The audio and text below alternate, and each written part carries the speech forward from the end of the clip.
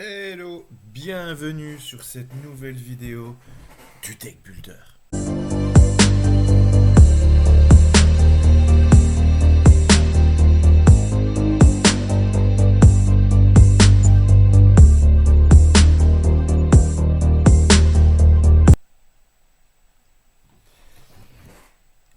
Hey, salut, bonjour à toutes, bonjour à tous.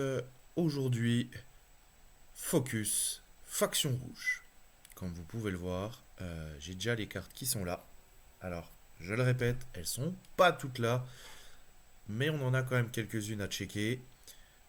Aujourd'hui, donc je le disais, focus faction rouge, le deck Arasaka, principalement et corpo, deck très aggro, qui voudra aller très vite, qui voudra faire des gros dégâts et qui va vouloir gérer un peu le board. Allez, on check ça tout de suite. On va recommencer vite fait. J'ai déjà fait une vidéo sur les légendes, mais on les reprend vite fait, bien fait. On commence tout de suite avec le V Street Creed qui, pour 4, vous offrira 2 de RAM. Il a go solo, donc ça veut dire que du moment où on paye 4, on veut le mettre sur le terrain, il pourra être utilisé tout de suite pour pouvoir attaquer. Petit point négatif, une fois qu'il est plus dans vos Edis, vous aurez un Edis de moins. Et il a un petit effet détruit. On peut défausser, enfin c'est pas on peut, il faut défausser les 3 meilleures cartes de son deck. Enfin les 3 meilleures cartes, les 3 premières, pardon, cartes de son deck. J'ai lu la traduction française, mais c'est la traduction littérale. Les 3 premières cartes de son deck, et ensuite on va choisir un Braindance Programme et le mettre dans notre main. On a vu dans la vidéo d'hier sur la faction jaune qu'il y avait déjà un ou deux Braindance Programmes. Dans un deck bicolore, voire tricolore, cette carte sera très bien, et suivant les Braindance qu'on voudra jouer, je pense qu'il y en aura des très forts. On a ensuite Royce Psycho on the Edge, qui a tout simplement go solo et qui pendant notre tour aura plus 2 de pouvoir par gear équipé. Gros ton, euh, gros ton qui va pouvoir faire du létal en fin de game, qui va pouvoir aller chercher plusieurs dés. Sinon, je pense que ça ne vaut pas coup de le jeu, ce qui coûte quand même 6. Il offre toujours 2 de RAM. On n'a encore pas de légende qui offre un RAM, 3 plus ou moins. Mais par contre, il peut vite arriver à au moins 10. Et en fin de game, avec son go solo, il peut arriver, si les bloqueurs sont déjà gérés en face, il peut aller directement aller chercher pas mal de dés. Et pour finir, dernière légende que pour l'instant on a, Yorinobu Arasaka, qui lui a pour le coup 0 de force, mais qui a un joli pouvoir passif, parce qu'il dit tout simplement qu'à la première attaque d'une unité Arasaka, on va pouvoir aller piocher. Petite particularité, si on a moins de 20 Street Creed, la Street Creed, je le rappelle, c'est la valeur globale de vos dés. Si on a 20 ou moins, une fois qu'on aura pioché, il faudra discard. Si on a plus de 20, on ne fait que piocher, et ça, c'est très fort. Toujours 2 drames, celle-ci ne coûte rien parce qu'on ne va pas la jouer, on veut la garder dans nos légendes et Edis passifs. Ce coup-ci, on va s'intéresser aux autres cartes présentes. On a pour commencer, pour 2, Ruslex Lowlife, qui a un drame, donc il n'y a besoin que d'une seule légende pour pouvoir la jouer. Celle-ci, qu'est-ce qu'elle dit? Elle a 1 de force, on pourrait dire c'est pas fou, mais quand un rival, donc quand l'adversaire va nous piquer un ou plusieurs dés, on peut, si cette unité est dépensée, on va pouvoir descendre la valeur de nos dés à 1. Donc, dans l'optique où on sait qu'on va se faire piquer nos dés et qu'on joue pas forcément la Street Creed, ou alors qu'on sait qu'on va pas pouvoir forcément le récupérer, ou c'est pas ça qui nous intéresse de récupérer, moi je trouve ça fort. Après, je ne vois pas trop l'intérêt pour l'instant. Bon, après, on n'a pas toutes nos cartes. Mais disons que pour un peu mettre des bâtons dans les roues du plan de jeu de notre adversaire, c'est pas mal. Surtout s'il joue du rouge et que lui a besoin d'une forte valorisation de sa Street Creed. Et ben c'est gars, t'as voulu me piquer des dés. Bah, les dés valent 1. Donc ça ne vaut rien. Se faire voler des dés, c'est pas bien parce que je rappelle la condition de victoire, c'est d'en avoir au moins 6 au début de notre tour. Mais faut se le dire, on l'aura pas au troisième ou quatrième tour, quoi. Il y aura toujours moyen de les récupérer. Mais sur un plan de jeu à long terme, cette carte est potentiellement forte parce qu'elle va vraiment mettre des gros bâtons dans les roues d'un plan de jeu basé sur la Street Cred. On a ensuite petite carte Vanilla pour 3, un drame qui vaut 5. T1, T2, ça fait poser du board. Je veux dire, celle-ci ne sert littéralement qu'à ça. Vu que c'est une unité Arasaka, elle va pouvoir proc à Yorinobu Arasaka s'il est retourné. Franchement, à avoir, je pense, dans des decks rouges, dans le sens où elle ne coûte pas cher et qu'elle va pouvoir me permettre d'aller chercher des dés immédiatement. Pas grand chose à dire sur cette carte, moi je trouve ça plutôt pas mal. Son rapport de force par rapport à son coût et sa rame, c'est plutôt pas mal du tout. Et l'art est quand même plutôt sympa, elle est un peu vénère, mademoiselle. Dernière carte dévoilée chez les rouges, trop fort. Ça c'est trop fort, c'est très très très très très fort. Ça ne va pas, c'est déjà fort, mais c'est encore plus fort ça pour aller trade, donc pour aller défier des unités adverses. Qu'est-ce qu'elle dit? El Sombreron. J'ai vu l'accent. Pour 4. Par contre, 4 unités de rame, donc il faudra au moins 2 légendes pour pouvoir l'avoir dans son deck pour qu'elle soit légale.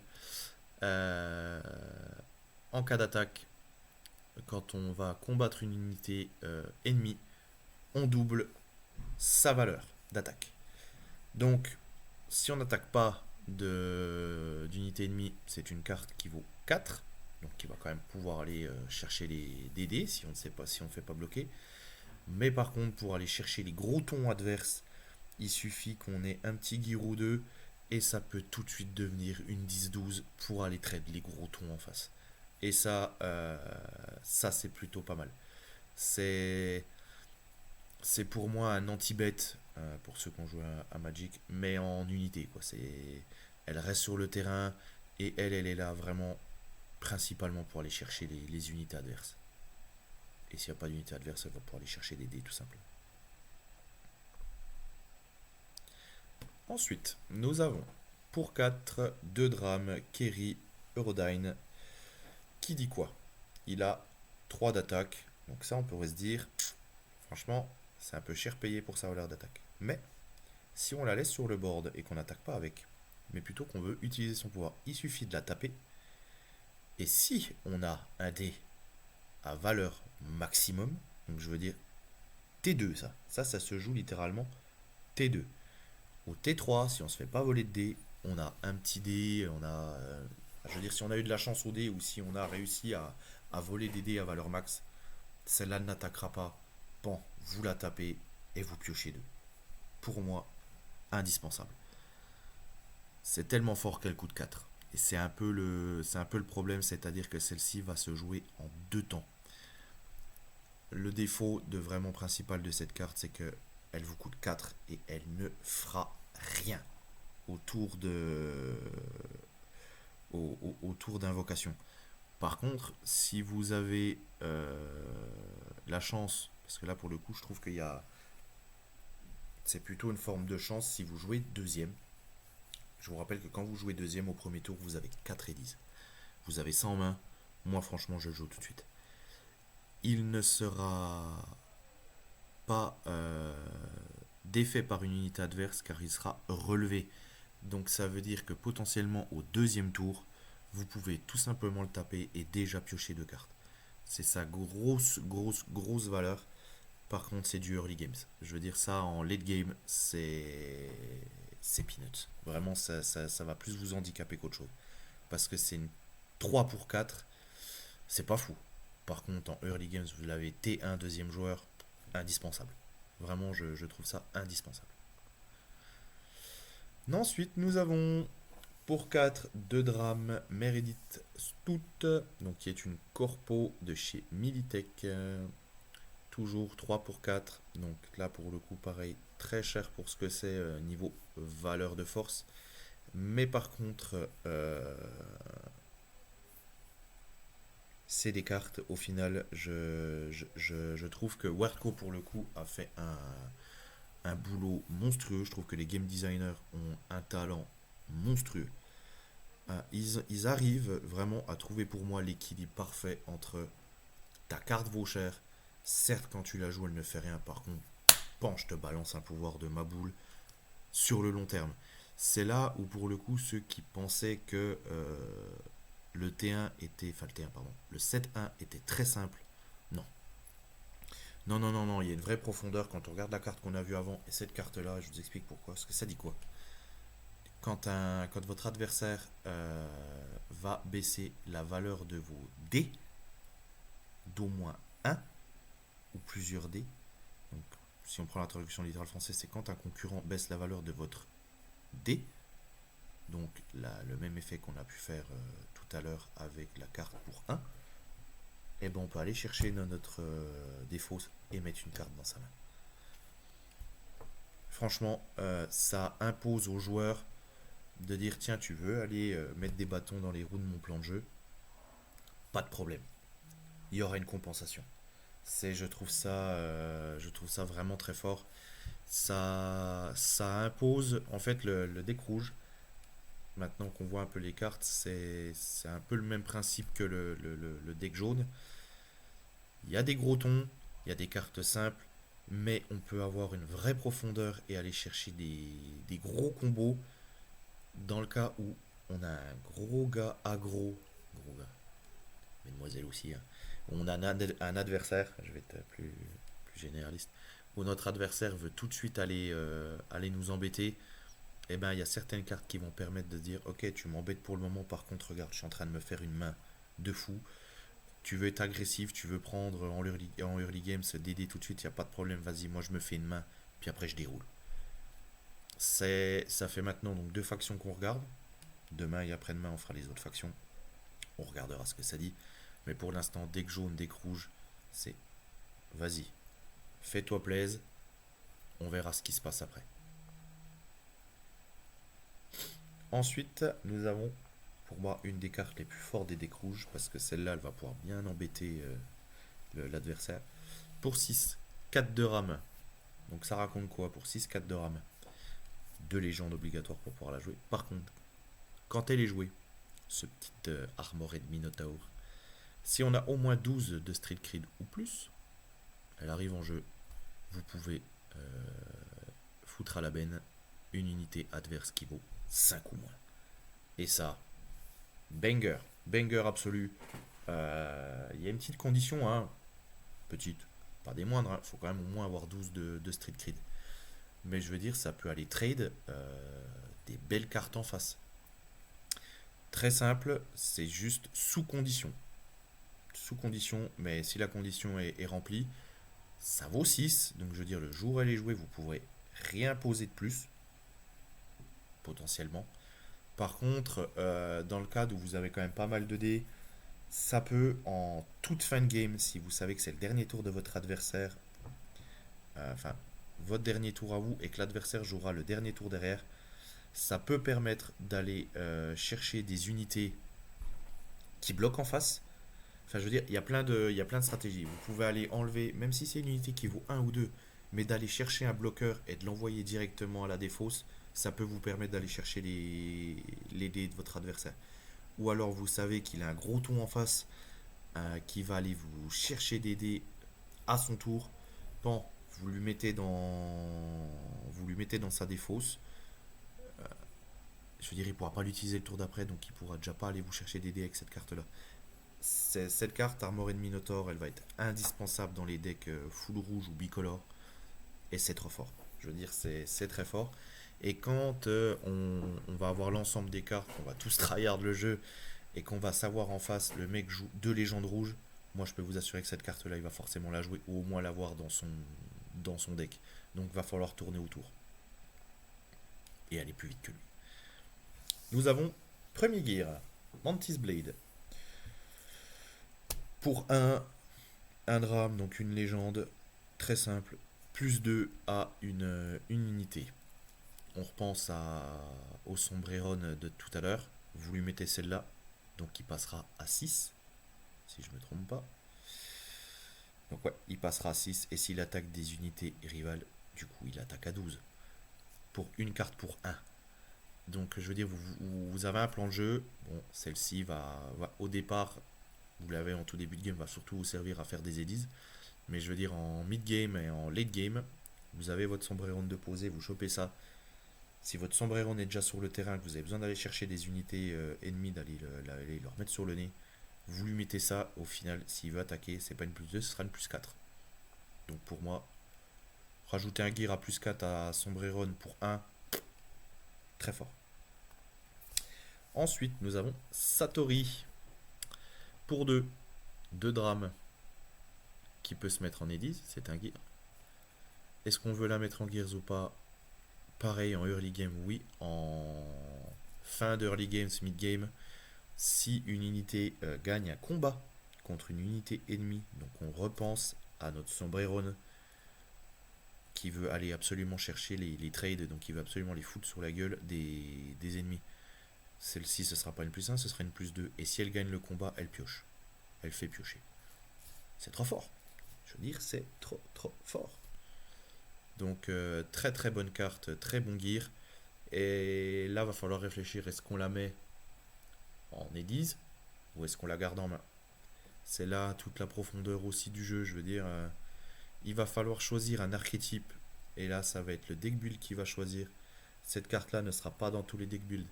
Je veux dire, vous jouez Ed Sombreron et vous allez vouloir jouer autour, cette carte est indispensable.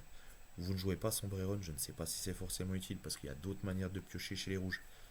On l'a vu tout à l'heure, il y a déjà la légende et il y a la carte qui dit le Kerry. Si tu as un Giggs de valeur maximum, tu peux piocher 2.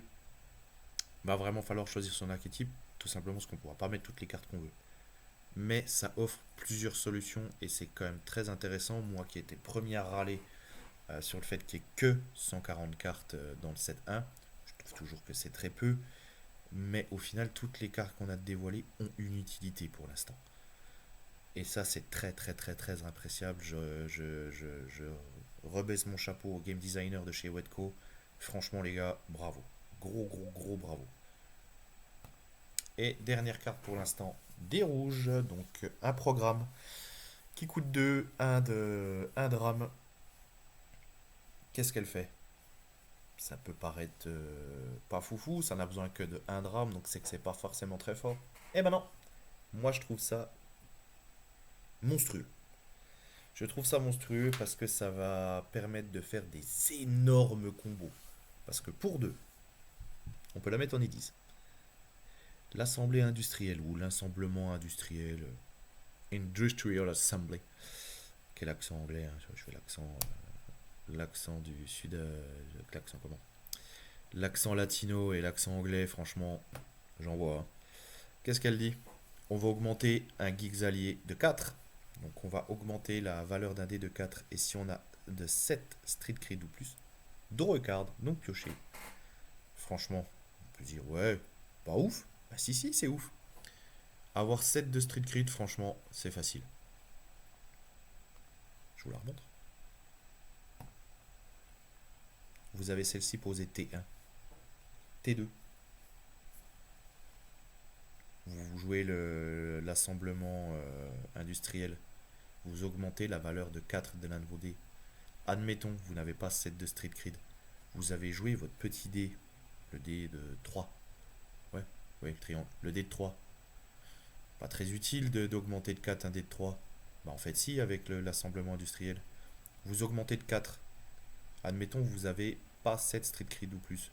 Je pense que si, parce qu'admettons, on fait un petit tour de jeu. T1. Vous êtes deuxième joueur, vous posez Kerry. Ok, fin de tour, merci, bonsoir, vous avez jeté votre dé. Vous avez jeté votre D3. Ouais, vous avez jeté votre D3. Ok.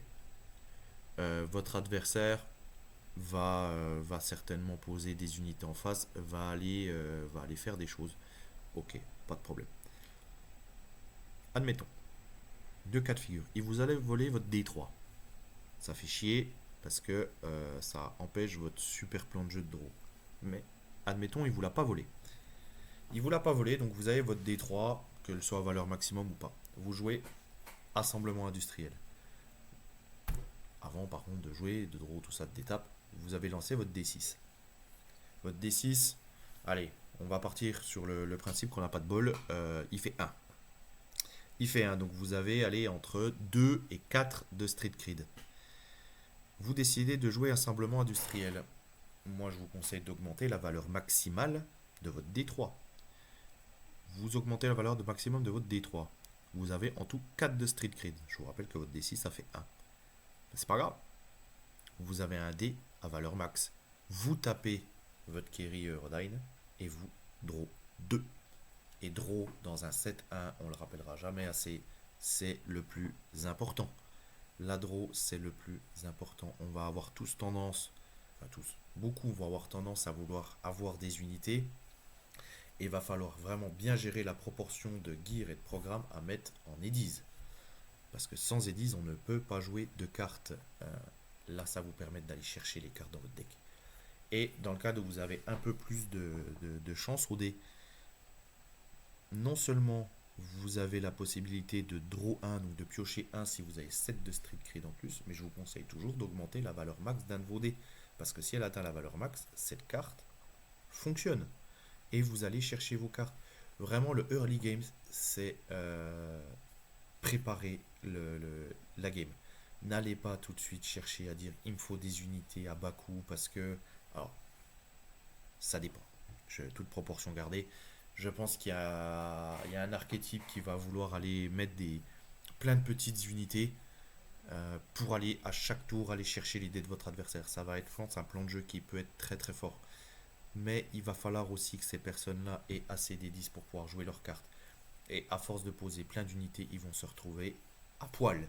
Ils n'auront plus de main. Donc, pour moi, ça, c'est un meilleur plan de jeu. Prenez votre temps. Les parties peuvent être rapides, mais prenez votre temps. T1, T2, ça va être très important de poser un board pour la suite. Si cette carte n'est pas trade, moi, je vous conseille de ne jamais attaquer avec. Vous allez draw 2 quasi à chaque tour. Et effectivement, ça augmente drastiquement sa valeur avec ça. Ça peut paraître peanuts, c'est ça, mais en combo avec celle-ci, c'est monstrueux. Donc, c'est tout pour aujourd'hui sur cette faction rouge. La faction jaune. Demain, je pense qu'on fera, vous savez quoi là? Première carte qui apparaît, c'est carte verte. Demain, on fera la faction verte.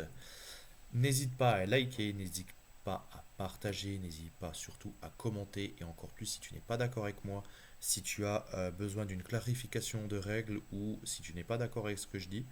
C'est arrivé hier sur la présentation des légendes, j'étais vraiment très content. Il y a quelqu'un qui m'a demandé une clarification de règles.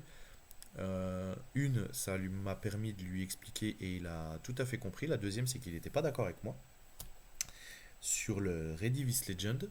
Et au final, après plusieurs recherches, il s'avère que le Redivis Legend n'était pas forcément ce que moi je pensais, ce que j'ai expliqué. Je fais cette petite aparté, puis après j'arrêterai la vidéo là. Le Redivis Legend, moi je pensais que ça servait forcément à pouvoir mettre l'unité en jeu, mais pas du tout.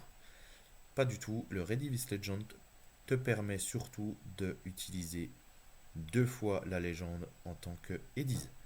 Dire tu calls l'unité, donc tu auras dépensé 2, tu retournes la carte. Si tu chopes une légende qui dit en cas de flip ou en cas de call Redivis Legend, en fait tu la détapes. Elle te permet de la retaper pour pouvoir jouer des cartes. Donc c'est encore plus fort. C'était la petite aparté sur le Redivis Legend. Je te souhaite une bonne journée et je te dis à demain pour une nouvelle vidéo. Ciao!